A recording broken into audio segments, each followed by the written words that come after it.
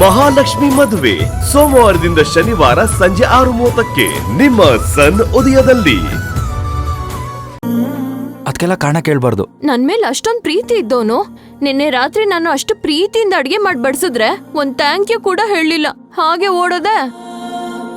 ನಿಜ ಹೇಳು, ಈ ಸಲನೂ ಮನೆಯವ್ರು ಹೇಳಿದ್ರು ಅಂತ ಹೂ ಅಂದಿಲ್ಲ ತಾನೆ? ನಾನು ನಿಮ್ಮನ್ನ ಯಾಕೆ ಒಪ್ಕೊಂಡೆ ಅಂದ್ರೆ, ನಾನು ನಿಮ್ಮನ್ನ ಯಾಕೆ ಒಪ್ಕೊಂಡ್ರೆ ಏನೋ, ನಿಮಗ್ ನಾನು ಒಪ್ಕೊಳ್ಳೋ ತಾನೆ ಬೇಕಾಗಿದ್ದು. ಹಾಗಂತ ಯಾರು ಹೇಳಿದ್ರು? ನಾನೇ ನಿನ್ ಕನ್ಸಲ್ ಬಂದು ಒಪ್ಕೊ ಅಂತ ಹೇಳಿದ್ನಾ? ನೀನ್ ಯಾಕೆ ನನ್ನ ಒಪ್ಕೊಂಡೆ ಅನ್ನೋದು ಮುಖ್ಯ.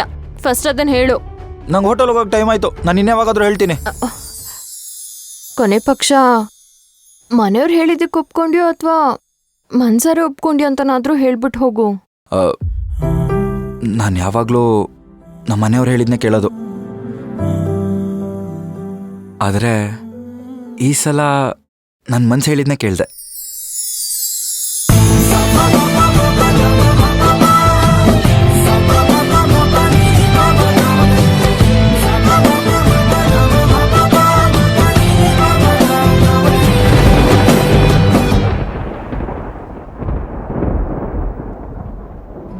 ಜಗವೇ ನೀನು ಗೆಳತಿಯೇ, ನನ್ನ ಜೀವದ ಒಡತಿಯೇ,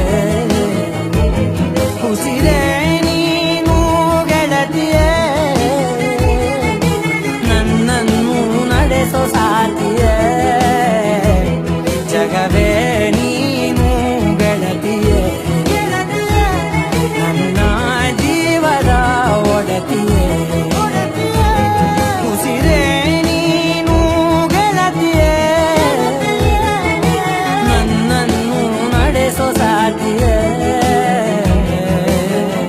ಜಗವೇ ನೀನು ಗೆಳತಿಯೇ, ನನ್ನ ಜೀವದ ಒಡತಿಯೇ, ಉಸಿರೇ ನೀನು ಗೆಳತಿಯೇ, ನನ್ನನ್ನು ನಡೆಸೋ ಸಾತಿಯೇ.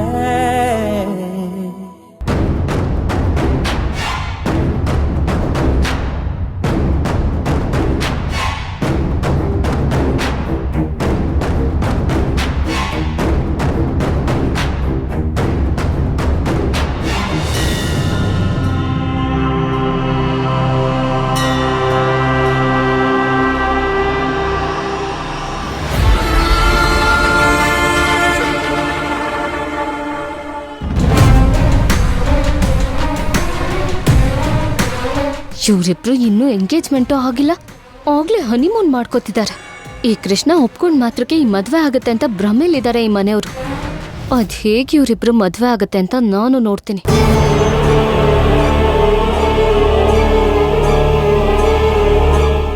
ಇಲ್ಲೇನ್ ಮಾಡ್ತಿದ್ಯಾ? ಬಾ ಅಮ್ಮ, ಏನಾಯ್ತು? ಮಾತಾಡ್ಬೇಕು.